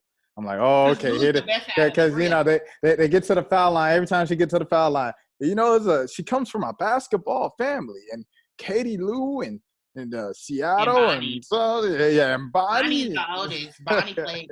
So Bonnie and Carly both played at Stanford. And Tyra Vanderveer thought she was gonna get Lou, and Gino said, "Whoop, got that ass. She coming to UConn." And Tyra Vanderveer, I know, was seething because she wanted Lou so bad, but Lou went to UConn. But I was telling you and Terrell that I thought the Seattle Storm was gonna be a good fit for Lou, and this is the reason why. Like there have been plays. Like, they're on Lou. Like, it was one game I was watching where Lou has to get her confidence back. I don't know if coming into the league and not being successful, like, fucked her confidence up. But, like, Sue Bird, Jewell Loyd, Breanna Stewart, they not playing with her. Sue Bird, it was a play. They stopped Sue Bird came back to the top of the key, took the ball, told Lou to come around and get on the block. They made her get on the block and gave her the ball. Like, they're making her, like, take advantage of certain matchups. And I was telling one of my other friends, I was like, that's what Lou has not had. She hasn't had teammates that saying, look, bruh, if we can get you to get your shit together, we are unbeatable. And that's pretty much what they're doing to Lou. Like, they're running plays for Lou now. Like, Like that play where Sue did that showed me everything I needed to see, because that was Sue Bird saying, because the Lou had it on the post, she passed it. Sue Bird got the ball back and said, no, get back down there. And she gave it back to her, and Lou got it in one. So I think when Lou's confidence gets to where I think they're trying to push her confidence to, and it's not just Sue, it's the coach too. It's their coach as well. They're all kind of pushing Lou to kind of score more. And I was thinking in my head, I was like, they're doing that because if Lou can get to a point where she's averaging 15, how do you beat Seattle with Stewie and Loyd? You can't like if Lou is hitting from three consistently, Stewie hitting from three, Loyd is hitting from three, and Sue Bird can hit threes when she's open. I mean, who do you lead? You know what I'm saying? So I thought that was interesting, and I was gonna bring that up to both of y'all the next time I talk to y'all, that I did notice that and it's been a couple games where they'll run plays for Lou, and like I just see them, they're trying to get Lou's confidence back to where it is, because I'm trying to tell people, like, Lou has the talent. Like, Lou wouldn't keep making the teams that she made. Like, she made the Olympic 3-on-3 team. Yeah, 3-on-3. She made that team. Bro, we missed so much. we missed the 3-on-3. Like, why we do you missed think Lou is America. so special? And people want to know why I think Lou is special. Lou is Lou. If Lou was 5'10", Lou wouldn't be special. The reason why Lou is special is because she's so good at shooting the three, and she's 6'3".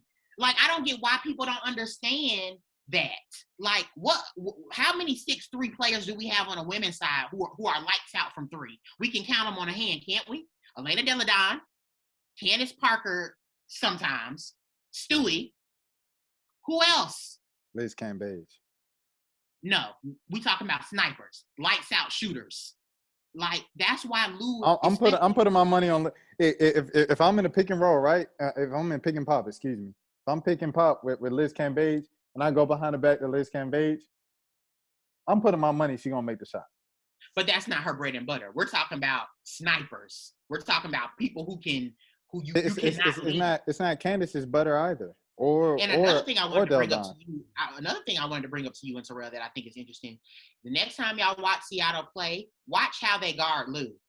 Lou ain't been scoring a lot of points. They don't give her no airspace still, because they know they respect her skill set, and that's all I be trying to tell y'all. So how do they? But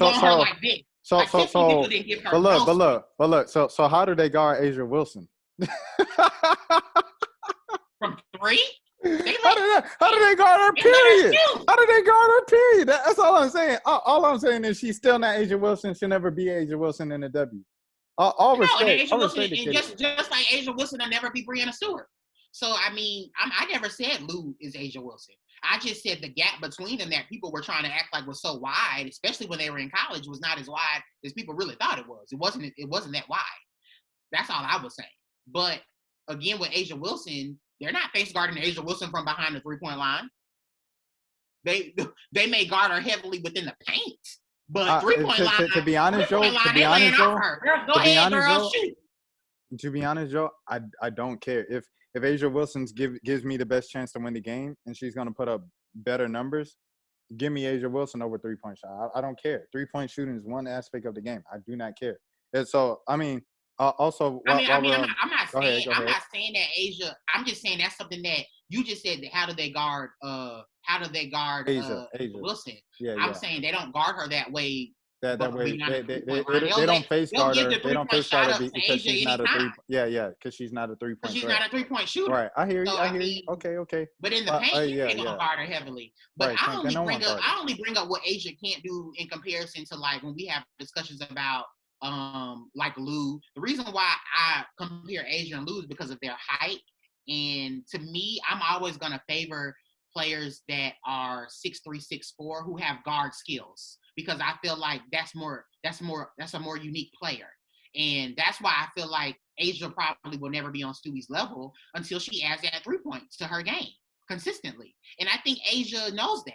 Will Asia add that to her game? You don't think Asia's in the gym working on that? I'm sure she's working on that 3-point shot. For sure. But So I'm it's not also like sure how you she said you doesn't don't care. care about it. She just wants that first ring. That's what Asia wants right now. She just wants that first ring. And it turns her into a completely different player. Stewie literally is unguardable because if you play up close on her when she's behind the 3-point line, she can drive past you. If you lay back, she can pull up. So if Asia develops that, Sound like Trae Young. Another fun fact: Trae Young and Paige play so alike. It's like scary. Like I was watching Trae the other night. I was like, him and Paige, like his floaters. Trae Young's floater is probably one of the best floaters that I done seen in basketball. He has the best floater in the game right now. Floating it or lobbing it is crazy. Yeah. Trae is. Oh my gosh, that kid is. But I really like when I was watching Paige play.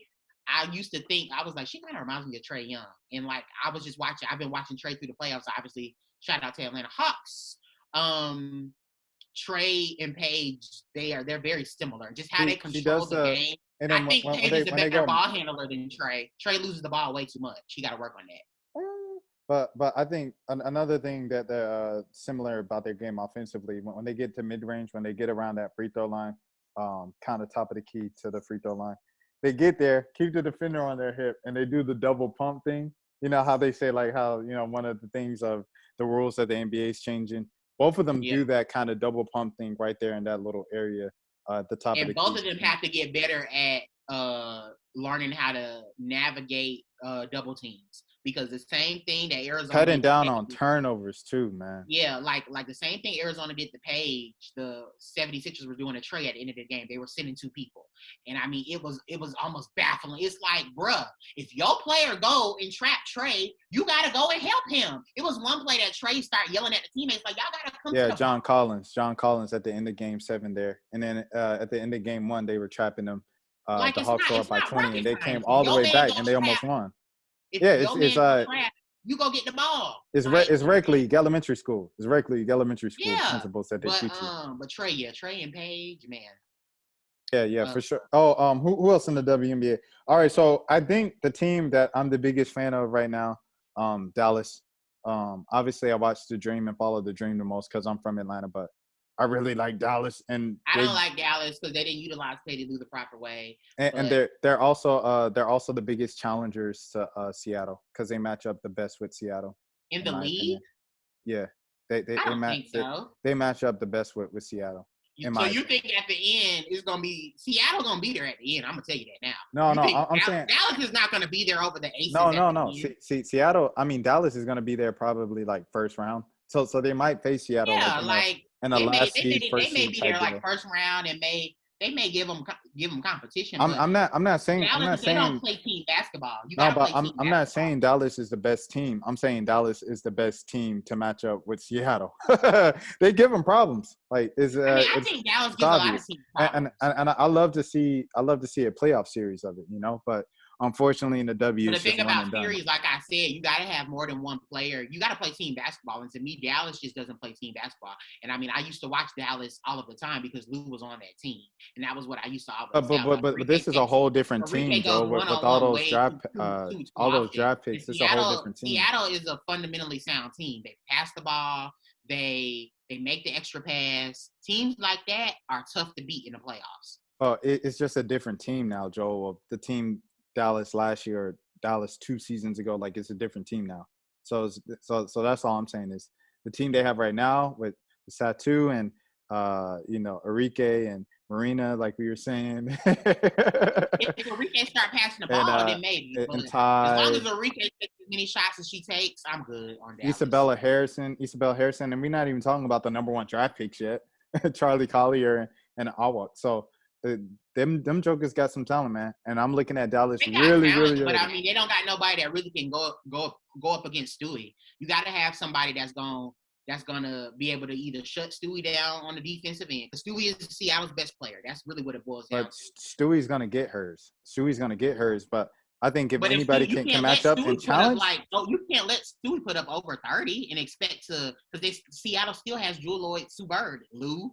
Like they still have other pieces, so you gotta be able to stop Stewie some. Right. But if anybody can, I'm looking at Vegas as well because Vegas has the Twin Towers, and Now then Vegas is, to me, an old that's a girl better coming off. matchup because of Asia, and Asia to me can slow down Stewie. Like Right. even though I feel like Stewie is better than Asia, I do feel like Asia possibly can slow down Stewie and make Stewie's life hard on her. And then when you talk about who's going to be there at the end of the season, I think Vegas has the best chance to be there at the end of the season with Seattle. I think it's going to be Vegas and Seattle.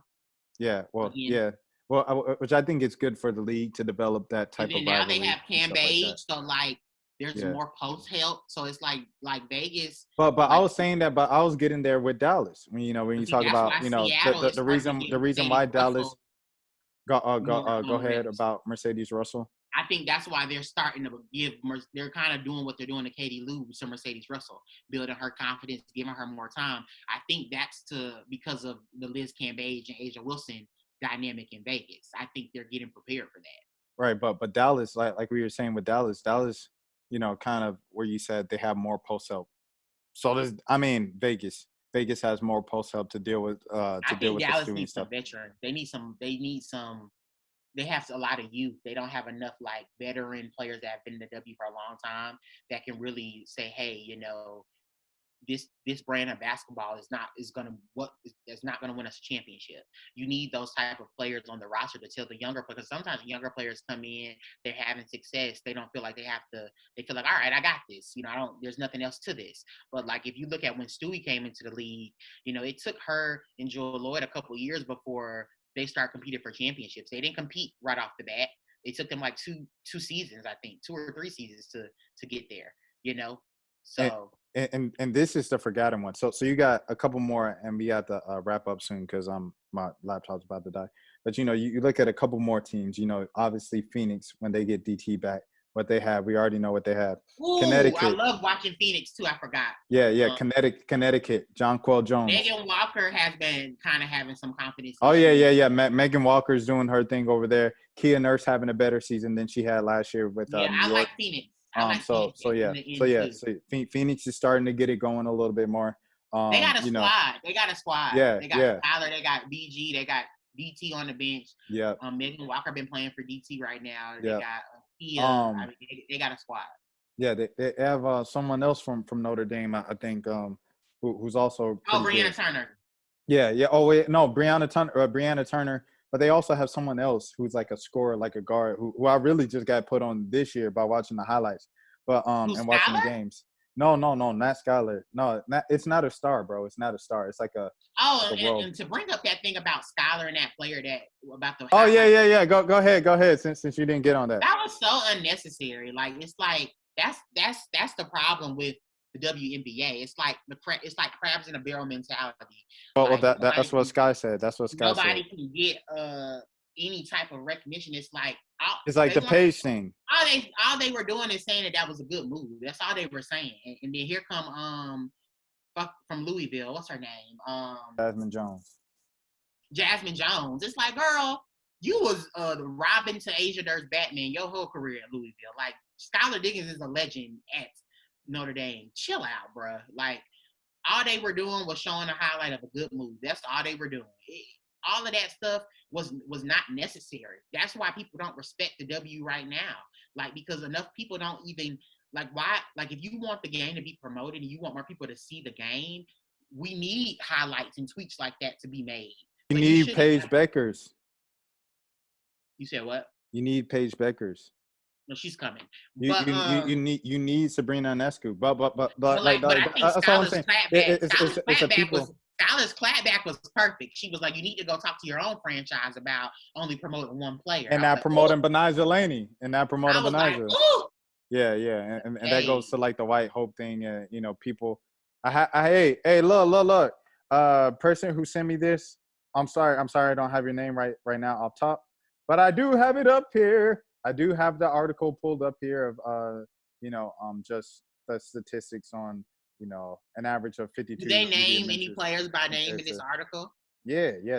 They got into it. An average of 52 media members for Black players compared to 118 white players. Scroll down. I want to see them name people names. I want to see who they Breanna feel like. Stewart was up here. 13. Hold on. Let me get this thing on the charger. I see Stewie. Case in point, Breanna Stewart, the second most mentioned player in 2020, is an incredible athlete, but is she the only player in the past decade worthy of a signature shoe? Oh, so back to our discussion that we had. Fair representation. This is from Risa. Oh, this is I believe this. I've seen her YouTube. No, I don't know if I've seen her YouTube. I thought I did, but yeah. Anyways, yeah. So that's what's going on. I mean, the last 10 years though, like it's Maya Moore definitely should have got one, bro. We already talked about this. And again, but like we said, we don't know. Like that Maya situation, that could have been what Maya chose. Hold on, let me get this thing on the charger. Maya could have wanted to do hers that way. We don't know that. You know what I'm saying? So like the fact that she has a special edition Jordan called the Maya Moore Jordan, that could be what Maya Moore chose to do. We don't know if that's what she chose to do or not. But outside of Maya's the only other player in the last 10 years. Candace got a signature shoe. So who else in the last 10 years was talented enough to have a signature shoe? I'm trying to think. Who else? It was just Maya, in my opinion. Just Maya was the only one. After Stewie, it's Asia. So it's like it said, but is she the only player in the past decade worthy of a signature shoe? From 2010 to 2020. What other player outside of Maya was talented enough to have a signature shoe? I'm trying to think. Nobody. Maybe Brittney Griner?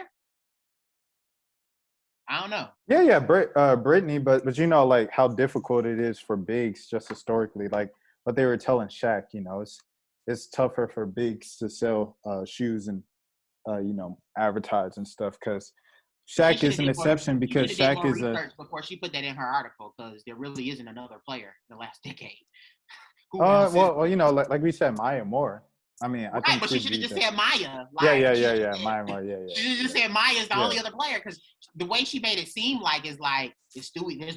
There are all of these worthy players where this really isn't. It's like Maya. That's it.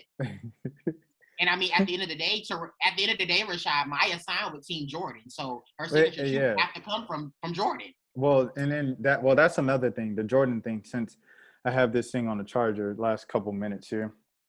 What did you? Jordan, I thought that picture he took with him was cute. Well, I was just about to ask you about that. How did you feel about the Jordan announcement that we saw yesterday? As I try to look for a picture. I mean, I feel like Maya Moore opened the door for all of these women to now be signed to the Jordan brand. Well, you know, the first thing I thought of when I saw that, Joel, and I'm sorry for cutting you off, but it's related to that. The first thing I thought of was, is Maya Moore retired? Was that the official like? Well, no. Was that an official announcement, pretty much, that Maya Moore is retired? What this? Yeah. I don't know. I mean, Maya's not doing anything. Well, that's what I'm saying. Why isn't Maya Moore in this picture? Isn't Maya Moore technically still in the WNBA? She hasn't announced her retirement. She hasn't done anything. She hasn't done anything basketball related since she took her hiatus. So right. But if I'm on the WNBA roster and this is everybody on WNBA roster, I feel like she would have just said that she was going to retire. I feel like the fact that she hasn't said it, I think she's probably not done with basketball. Because I think if she wanted to retire, she would just say, "Hey, I'm retiring." At this point, I think if she was still interested in being in the WNBA, she would have been in this picture. But that's a theory. I'm not surprised that she's not in this picture. I mean, she has not been in anything basketball related for 2-3 years now. Yeah. So it's like, I mean, I wasn't surprised that she wasn't in this picture because she's probably still signed to Jumpman. I'm sure she's probably still signed to him, but you know, I think that people are probably just respecting and giving her space. Like you said, the Minnesota Lynx never released her, so she's probably still somewhere on their roster. So it's just like, I mean, the fact that Maya didn't say I want to retire, that's what I'm looking at. I'm like, okay, I feel like she's been away from the game for a good period of time now. If she was going to retire, I feel like she would have just said, "Hey, I'm retiring. You know, it's been a good ride for me." So I think that she may come back sooner or later. I don't know. But if she doesn't come back in like the next 2 or 3 years, or like at least like 2 years, then she's probably gonna retire. I don't see her taking that much time off and coming back. Okay. All right. But shout out Crystal Dangerfield. Shout out Kia Nurse continuing the UConn Jumpman brand. I don't know who the rest of these has. Shout out. Oh, all right. I'll name them all then since you wanted. Hey, I was waiting for an excuse to name them all. Here's Powers over here. Be quiet. Ariel Powers, I know my Minnesota. women. No, be quiet, Terrell. Let me just show the viewers. Terrell, you gonna stop calling me Terrell? I see you, Tia Cooper. I see you, Jordan Canada. I see you, Satu. I see you, Carrington. That's not Carrington. That's the girl that lit us up at Arkansas. What's her name? Dungy. Okay, you got the school right. I'll name. I don't know her. Ariel Powers, Jordan Canada, De'Erica Hamby, Mariana's own Mom Caddy. De'Erica Hamby is the one with the cute baby that they already shown on the Aces. Yeah. Mm-hmm. I don't know who's that on the far left next to Satu. Wait, hold on. I got you. That's a rookie. This is Taya, another Mob County product. So we got two Mob County back to back. Yeah, I know. I'm just naming everybody. Shout out Taya for cutting the White Howard girl. I knew that wasn't gonna last. Huh? Chill out. Good move, girl. She did a live and she was like, I was like, go. Good job, Taya, honey. Because trust me, there's some stories about the white in the streets. But oh my goodness, it ain't trust me, Taya from Atlanta, so I'm sure the stories. I'm sure it came full circle. And Taya was like, no, ma'am, this ain't for me. I got to go.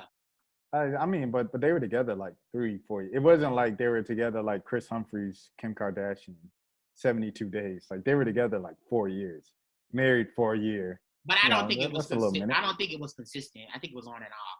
Oh, okay. Well, I don't know the details, but I know they've been together for a minute. She didn't need to be. The white got issues. She don't need to. Shout out to Dwight, NBA champion. Cooper only like 23. Atlanta legend. Yeah. Taya is younger than me, bro. Yeah, she got to be like 24, 25. Like the white clearly has issues. Like just look at him. Chill on Dwight. But shout out to NBA champion Dwight Howard, Atlanta legend Dwight Howard. And of course, Mob County legend. Don't let nobody checking for the white. Over there, Taya Cooper. Mob County legend, Marietta legend, legend, De'Erica Hamby, Norcross grad, but Marietta legend. I didn't know she went to Norcross.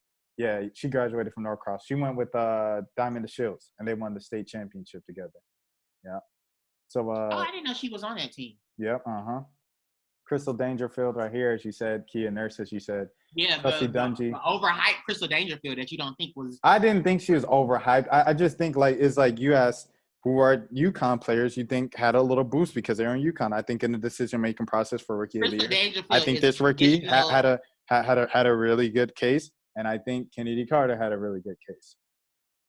But Kennedy Carter, to me, is more of a shooting guard. When I think about point guards, about setting your teammates up, getting your teammates involved, like, to me, I think Crystal is up there. Like, Crystal has the type of talent Sue Bird has. She really does. Like, as a point guard, not shooting guard. And then Crystal also can pull up from, like, 30 from 3 and drain them. A lot of people don't know that. You know, and I think that's what shocked a lot of people about Crystal in the W, that she's such a good three-point shooter. No, Crystal's lights out from 3 as well. So shout out to Crystal. I know your talent, girl. And then Satu, my rookie of the year last year, if you weren't going to go with Kennedy because Kennedy got hurt. And then this is Ariel Atkins. She's from Rutgers. She plays for the Sparks. Ariel Atkins. I reacted to her on my channel. They took another picture. They didn't take another look at Jordan. They probably this looks Photoshop. Yeah, this looks Photoshop. Jordan in? No, because Ariel, she looks Photoshop. They all look kind of Photoshop like in. I thought it was more than one picture. Yeah, it is. I think so. Hold on, let me see. But yeah, there's one of them like smiling and then one of them doing like a series. I hope they actually not. Now this not Photoshop. This not Photoshop because that's a different. Well, I don't know. Jordan looks kind of fake. I can't tell, man. I can't tell. Maybe it is Photoshop. But I think. But I did think I did see behind the scenes photos, and they were in the sun and normal picture. Because Jordan looks weird. He looks like they just put him in there. Yeah. and Crystal looks weird in front of him. Like, look at these shoes. Oh my gosh, J's on my feet. I would sign with Jordan just to get the shoes. That's probably why they signed. Like I would sign just to get the shoes. I just noticed that all of them are showing their shoes in the jumping thing. And I know that's kind of like a duh, but I just noticed like they're all showing the shoes. Anyways, It's cute because none of them have on heels. They have on yeah, they all have on J's, man. J's. J's on my feet. Shout out to Miley Cyrus. That's good for Jordan. You know, we need more people like him to Do you know what I like about Jordan? I'll say this about Jordan. The thing I like about Jordan, because this is such a hostile time, man. Like of where, you know, if you don't do everything everybody's way, like you get, you know, just ridiculed for it and all of that. Like I don't want to say canceled, but I guess canceled. And like so Jordan is someone who just gets killed. Like, you know, he got killed for what he said back in the 90s of I don't do politics, I play basketball. Like, Republicans buy basketball shoes too. You know, like, you know, he got killed for all of that over the years and stuff. But when people kept calling him out on it and the pressure grew from the public and he became a billionaire, he kind of put his money where his mouth is. He gave money to, you know, different organizations fighting for certain things. He gave money just recently to the Morehouse Sports Journalism Program. And then now you see he did this launch with the women's basketball players in light of the 25th anniversary of the WNBA. So he's putting his money where his mouth is after people have called him out. He's not just taking it and eating it, taking the punches. He's changing. And I think that means a lot. I love MJ. MJ's my second favorite basketball player of all time. Who's your favorite basketball player of all time? Kobe's number one, which is kind of like Jordan. Kobe! Kind of like Jordan is number one because Kobe is just a mirror image of Jordan. So yeah. Shout out to Kobe, RP, Kobe, RP. Kobe was my favorite basketball player. But oh yeah, you're a Lakers fan. I forgot. You're a Lakers fan. Laker Nation. Everybody was talking shit about the Lakers being out of the first round. But where are you from, Joel? Where are you from, Joel? I'm from ATL, Zone 6, Stone Mountain. And who's still in the playoffs, Joel? The Hawks, but I mean, I'm still a Lakers. Everybody know me. I'm a Lakers fan, so yeah. I'm just saying. But I mean, I'm definitely like you say, you did give a shout out to the Hawks earlier, but I'm just saying, you know. Yeah, I'm still rooting for the Hawks definitely for making it because at the end of the day, it's good for the city.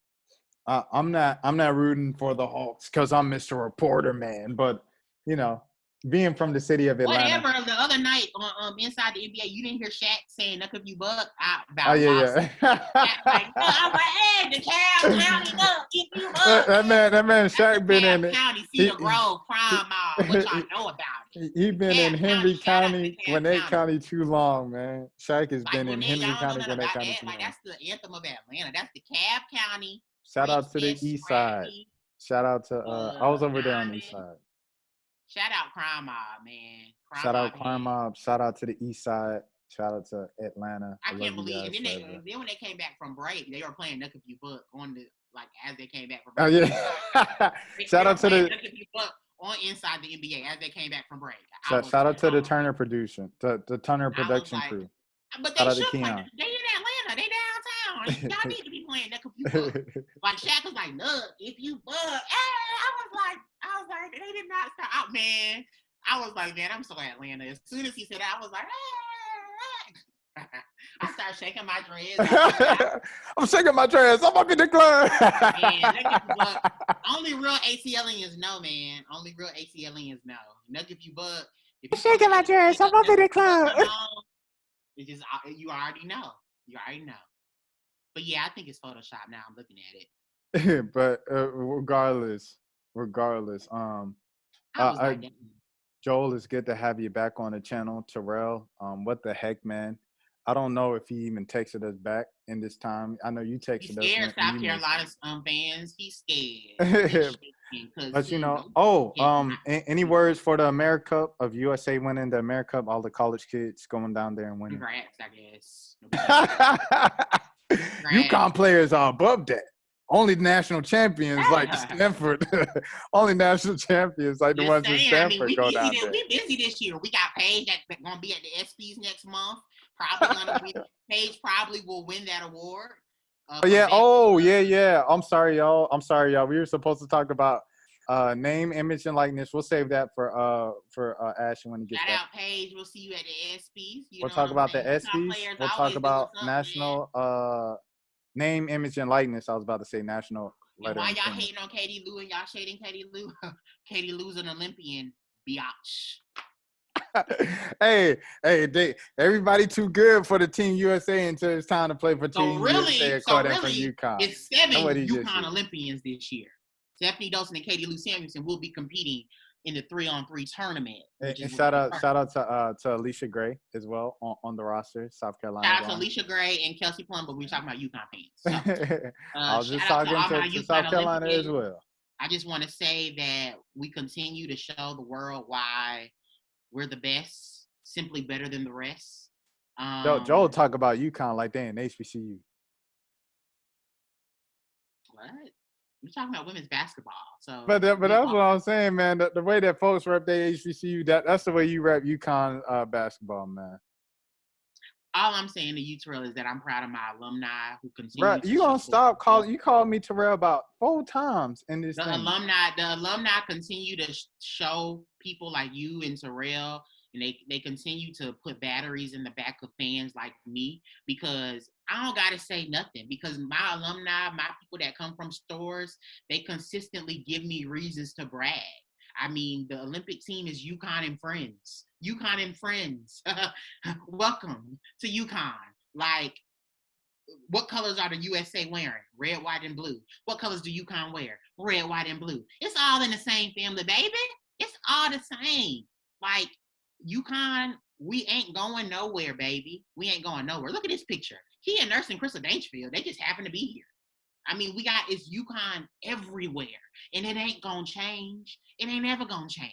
So guess what? You either gonna take it, you're gonna get used to it, or you're gonna complain about it. But even if you complain about it, it ain't gonna stop nothing. Because guess what?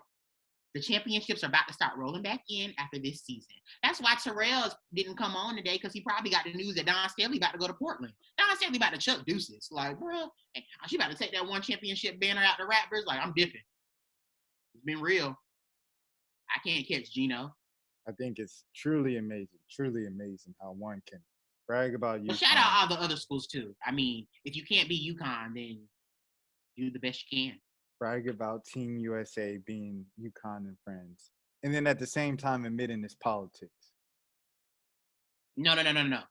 I didn't admit it was politics. I said that politics exists in society. My personal opinion, I don't believe it was politics, but maybe I'm biased because the politics benefit the players that I like the most. Oh, well. Joel is back in the building, y'all. Terrell will be back with Joel at whenever point I can get those dudes together. I appreciate all you guys. Let me stop. She wasn't please stop booing me in my own comment section. She couldn't go to UConn. She wasn't. It really makes the days longer. Maybe she was. What if Devereaux Peters was recruited by UConn? I would be like hollering. I got what you guys. Oh, wait, hold on. Should we pull that up before we leave? By UConn? I think she was too. Yeah, too old. I mean, and that's not even an offensive way of saying it, but look at Rashad got Katie Lou Samuelson page up. He be looking at her on a slick, y'all. He love Katie Lou. He just be trying to because we literally just searched her up to look up her stats. Y'all see how he tried it. Y'all see how he tried it. That was a secret tab. You see how he tried it. He said, "Look at his internet history. Look at his internet." Yeah, she don't even have it up, man. Dang, she wrote a thing for the Washington Post. I'm a WNBA player. What did she average at Notre Dame? I'm up in the club, shaking my dread. 5th year? Girl, you stayed for 5 years? I didn't even know that. I can't. I'm up in the club. Okay, let's just go. This is not even – Notre Dame need to get their site together. This is not even appealing. Who gonna want to read this? This is a lot. This is a lot of numbers and words. They need to make it more like user friendly. Oh, here we go. Here are the stats. She averaged 11.9 points in 2010, 2011. That was her high. Average 9.3 rebound though. 5th year, 9.3 rebound. Yeah, that's what they use her for. They use her for her rebound and her defense.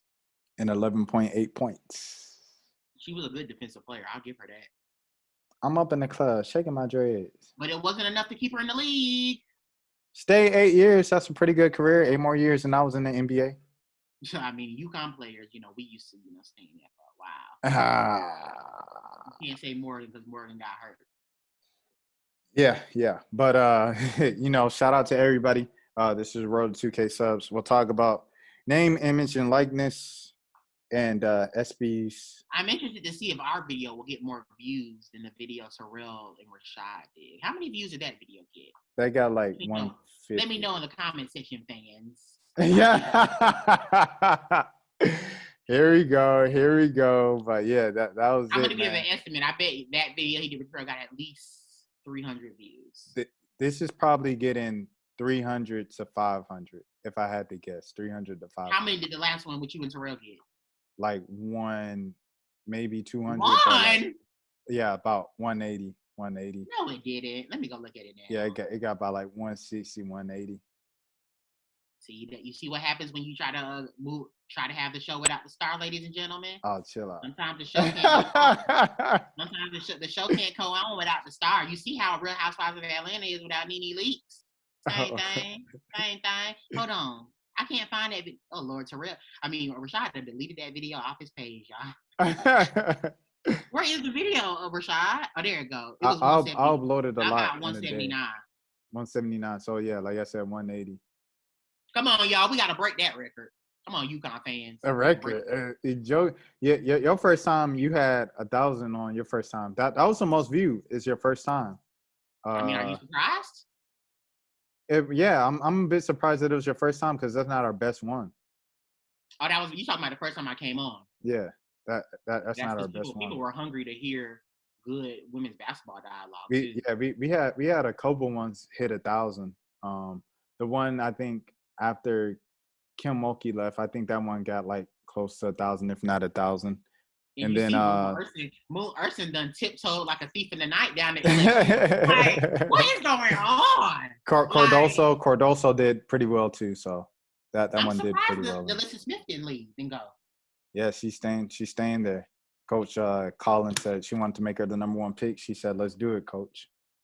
So I didn't know that she said that. Yeah, she said, "I want to make her the number 1 pick," and then Alyssa retweeted that goes to show you that said, something. Let's go, Coach. Something in the relationship with the fact that Moon Urson went. Something in the relationship with Mulkey and Alyssa Smith went stale. Something is not right because she probably didn't get a heads up. She probably didn't give her a heads up, and Alyssa probably feels some type of way about it. Yeah. Because the fact that Moon Urson went, and Moon Urson is from Louisiana, I believe. But like when I saw Moon go, I was like, all right. Now the move makes more sense because Kim is gonna bring her team, but I didn't see Alyssa Smith go down there, so I was like, awkward. All right, y'all, but I appreciate y'all tuning in. Like I said, we're gonna get back into it. I appreciate the patience. I appreciate the patience. It's been like a month without Joel on the channel. And before Terrell came back on, it was like 3 weeks. Let me say one more thing. I love all y'all. I read all y'all tweets, even if I don't respond. I get a lot of people who tweet me different things, and I'm never gonna start my own channel because I don't have the time to do it. But I do appreciate y'all, who were like going for me. But no, there was no beef. I was boycotting the show. Terrell and Rashad tried to get together and push me out, but the fans speak, man. Also, I'm gonna say like I care for Joel, man. Like I don't know if you guys actually watched the video with Terrell, but like we said, but we said Joel, we love you, brother. We love you. Like I check up on miss Terrell. I miss Terrell too. Like I want to see Terrell. Oh no! It was 1 week where Terrell like didn't respond to us, and we legit thought like something was wrong, and like that's when I was like, okay, I really. Like it's not just talk and yap just because we talk a lot. It's literally because like I genuinely care about these guys, and I want to see, I'm rooting for Joel. You know what I'm saying? Like I'm rooting for Ash. You know what I'm saying? Like there's no jealousy on this side because with jealousy, this is just a life lesson for you all. With jealousy, you're not gonna advance anywhere in jealousy. If you hold back because you don't want someone, you know what I'm saying? Like that's whack, bro. I want to see everybody succeed. I want to see everybody do well. I want to see everybody win. I want to see everybody. Bring something. I never, excuse me. I never ran away from the fact or said something like, Joel ain't helped me. Ash ain't helped me. They helped me. What you mean? Like, I'll be the first person to tell you that. I know they helped me. He be saying that behind the scenes, y'all, in the meeting. I know the value of what they bring to the channel and everything like that. And I know, the value of Joel and everything. And you know why? Because every time I drop a video, y'all ask me about them in the comments. Terrell only brings about 179 views, but Yo, chill out. Cause don't do that to Terrell. I think you got to look at Terrell's first time on the channel. Terrell didn't show up, so he gets shaded. Yeah, okay. All right. You look at Terrell's first time on the channel versus your first time on the channel. The numbers are pretty similar. So I'm just saying both Oh, they both are? of y'all. What are the numbers though? Because look. Whoa. Okay, hold on. Let me pull it up. Let me pull it up then. Wait. Word. I forgot you had one with just him. The first one. When he was just because that was the thing to bring on one with just him. 827. Yeah, see, and you had about 1,827. I mean, my first video right now is at 2,000 views. Oh, it's at 2,000. It's at 2K. That's what my phone says. 2K. Is it a road to 2K subs? If you're new to the channel, I got something very special coming to the channel. So you guys stay tuned. All that. Joel already knows about it. But yeah, take care.